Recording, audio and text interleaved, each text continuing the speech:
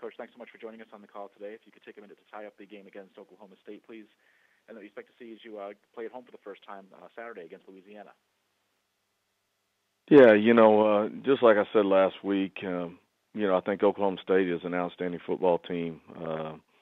Got a lot of weapons offensively, really flew around defensively, did some really nice things. We got some young guys that have got to continue to keep growing up. It's a tough test for us on the road first week. A lot of things we can improve on and get better at. Got a really tough game this week with the University of Louisiana coming to town, and obviously we got some things to fix. So back to work, and I know our guys are excited to get back on the practice field and get back to it. Take questions for Coach Montgomery, please. *1 on your telephone keypad will put you in the queue, then the operator will introduce you. Again, *1 for questions, please. Coach, I'll throw the first one out if I may. Can you talk about the challenge that you face maybe going right into the water against a top 10 team out of the chute as opposed to maybe what some other teams have done, getting your feet wet with an FCS opponent or someone like that? Is there a different challenge that you face going right out of the gate against someone as explosive as Oklahoma State was? Yeah, obviously they're a very talented team. They got a lot of weapons. They got a quarterback that I think's an NFL guy. I think could have came out last year and been a first-round draft pick. Guy that plays really within himself, very accurate, takes care of the football, and so it's a tough challenge right out of the gate, especially as young as we are. But with that being said, the schedule is what it is. We're going to line up and play whoever's in front of us, and so looked forward to the challenge of it, and obviously we got things to learn from it. A few other questions for Coach Montgomery, please. Again, *1, make one last call.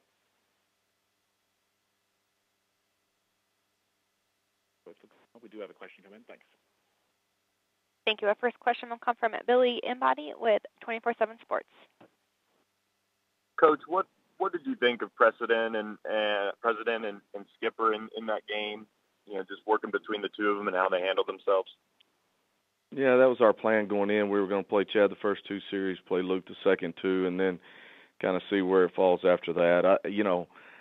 I thought both of them did some good things. Obviously, we got some things to get better on. Ended up going with Chad the rest of the game. I thought, he was playing well, and staying calm in the moment. I thought, made some key plays for us on third down. And so Luke didn't do anything wrong. I thought he showed some good flashes of things while he was in there.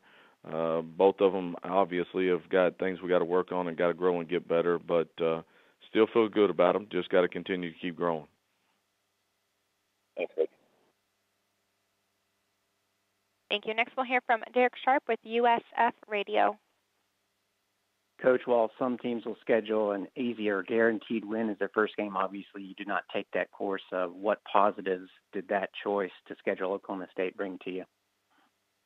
Well, obviously extremely tough contest here, this early in the season with some young guys. And so, as you look at the positive things, probably I think will be one of the more elite offenses that we face in the country.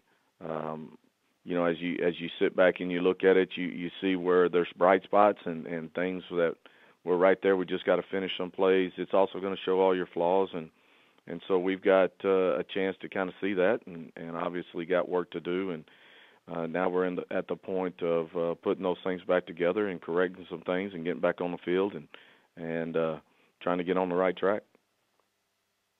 And just to comment on the crowd there, it seemed like it was a pretty electric environment.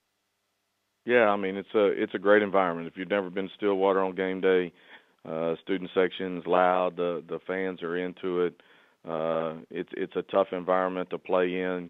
As you get on the field, obviously there's not a lot of space on the sidelines, so they're right on top of you. But that's what college football is about. It's an electric atmosphere, and you love playing in those environments. Thank you very much. Thank you. Our next question will come from Joey Knight with Tampa Bay Times. Coach, there's a lot of teams around the country trying to replicate or at least run a variation of the offense that you guys try to run. Based on your experience, how long does it take a team to really acclimate itself to to running that tempo and operating it at the tempo you'd like? Is it a matter of games? Is it a matter of weeks? How long does it take? Well, I think it's always a growing process. I mean, I think you're always better in year 2 than you are year 1, and hopefully that trend continues. As you look at it, it takes you a little while to get your depth and personnel the way you want it set. You know, if you're fortunate enough to come into a program where you got guys that you feel like you can really run it with, you can speed that process up pretty quick. But you got to continue to keep recruiting the right guys and putting them in the right situations. But you know, year 1, you're going to gradually continue to keep getting better as it goes through. Year 2 is always a pretty good jump, and then you got to continue to keep progressing. Thanks, Coach. Thank you. Our next question will come from Eric Olson with the Associated Press.